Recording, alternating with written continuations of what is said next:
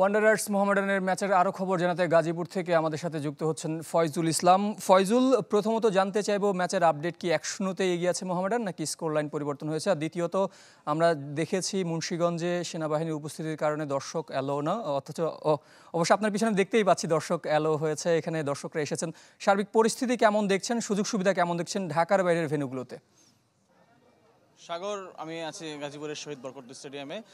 এখানে ঢাকা ওয়ান্ডারার্সের এবারের home venue, এটি ওয়ান্ডারার্স নবাগত ক্লাব মোহামেডানের মুখোমুখি হয়েছে এবং আপনি দর্শক জানাচ্ছিলেন 1-0 গোলে, কিন্তু এরই মধ্যে আরও দুটি গোল হয়ে গেছে, অর্থাৎ 3-0 গোলে এগিয়ে আছে মোহামেডান। ম্যাচের প্রথমার্ধেরই এখনও মিনিট 15 মতো এখনও বাকি রয়েছে। আসলে ঐতিহ্য, সাফল্য কিংবা স্কোয়াড বিবেচনায় মোহামেডান এই ধরনের স্কোর লাইন প্রত্যাশা করতেই পারে। ম্যাচের এখনও বেশিরভাগ সময় বাকি, সেক্ষেত্রে ওয়ান্ডারার্সেরও সুযোগ থাকছে ম্যাচে ফেরার, মোহামেডানেরও সুযোগ থাকছে আরও স্কোর লাইন এগিয়ে নেয়ার।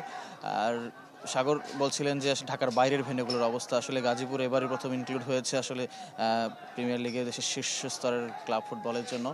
তো সেক্ষেত্রে এই ভেন্যু নিয়ে ক্লাবগুলোর একটি কিন্তু চাপা অভিযোগ ছিলই, বিশেষ করে মাঠের অবস্থা থেকে শুরু করে, এবং মাঠের অবস্থা আপনার ক্যামেরা দেখতেও পাচ্ছেন আসলে কতটা মানসম্পন্ন সে প্রশ্ন কিন্তু থেকে যাচ্ছে। সেক্ষেত্রে ম্যাচের পর ফুটবলার আরও ভালো বলতে পারবেন, তারা যে ভেন্যুতে খেললেন, যে মাঠে খেললেন, সেটি কেমন তাদের ছিল অভিজ্ঞতা।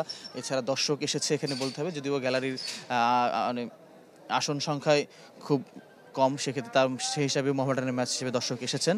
আর এখানে ভেন্যু ব্যবস্থাগত কিছু ত্রুটিও কিন্তু চোখে পড়েছে, অননুমোদিত ব্যক্তিবর্গের আনাগোনা দেখা মিলেছে মাঠের মধ্যে। সাগর, তারপরেও ঘরোয়া ফুটবল মাঠে গড়িয়েছে, এটাই হয়তো দেশের ফুটবলের জন্য এখন একটা বড় স্বস্তি। সাগর, অসংখ্য ধন্যবাদ ফয়জুল ইসলাম, জানাচ্ছিলেন ওয়ান্ডারার্স মোহামেডানের মধ্যকার ম্যাচের খবর।